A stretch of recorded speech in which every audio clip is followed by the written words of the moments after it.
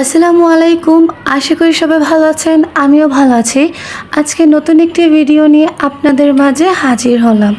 তো আজকে আমার বড় ননাস এসে বলতেছে একটি পার্সেল আসার কথা। তো আপু এসে ওয়েট করতেছিল পার্সেলটা কখন আসবে। আর পার্সেলটা আসার পর ডেলিভারি ম্যান বাড়ির ভিতরে পার্সেলটা দিয়ে যায়। তো আমরা ঘরে না নিয়ে বাইরে বসে পার্সেলটা খোলার চেষ্টা করতেছিলাম, কারণ অনেকগুলো র্যাপিং করা ছিল। এতগুলো কস্টিপ যদি একটা একটা করে খুলতে যাই তাহলে অনেকটা লেট হয়ে যায়, তাই আমি সাইড দিয়ে একটু কেটে নিচ্ছিলাম, তাহলে আমার মনে হলো সহজ হয়ে যাবে, তাই সাইড দিয়ে কেটে নিচ্ছি।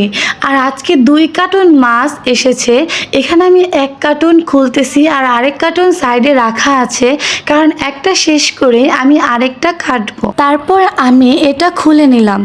খুলে নেওয়ার পর আপু এক একটা করে মাছ বের করতেছিল আর দেখতেছিল যে এখানে কি কি মাছ আছে, কারণ এই পার্সেলটা আপু অর্ডার করেনি, আমার ভাইয়া মানে আপুর হাজবেন্ড উনি অর্ডার করেছে। তারপর আপু এক একটা মাছ বের করে দেখতেছিল। এটা খোলার পর আপু প্রথমেই দেখলো এখানে চিংড়ি মাছ রাখা। তো চিংড়ি মাছগুলো বেশ বড় বড় ছিল। তারপরে আপু বরফগুলো সরিয়ে নিল। এটা কি মাছ? এটা মেবি লাল পোয়া মাছ। মাছগুলো সাইজে ভালোই ছিল। এই মাছগুলো ছিল 4টা। এই মাছটা সরানোর পরে বের হয়ে গেল বাইং মাছ। বাইং মাছটাও বেশ বড় ছিল। এই মাছটা আপু সাইডে রেখে দিল। তারপরে বের হয়ে আসলো ইলিশ মাছ। ইলিশ মাছ ছিল এখানে 4টা। এই 4টা বের করে আপু দেখছে এবং সাইডে রেখে দিয়েছে। এটা কি মাছ সম্ভবত আমার জানা নেই, শুনেছিলাম কাইটকা না জানি কি মাছ। এই কার্টুনে সবগুলো মাছ দেখার পর আমরা আরেকটা কার্টুন বের করে নেই। ওই কার্টুনে মাছ ছিল অনেকগুলো। এখানে কাঁকড়া রাখা ছিল। কাঁকড়ার পরে বের হয়ে গেল ইলিশ মাছ। এখানেও 5টা ইলিশ মাছ রাখা।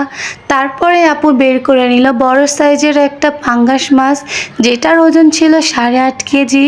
তারপরে একটা কোরাল মাছ, ওইটাও বেশ বড় ছিল। ইলিশ মাছ ছিল মোট 9টা।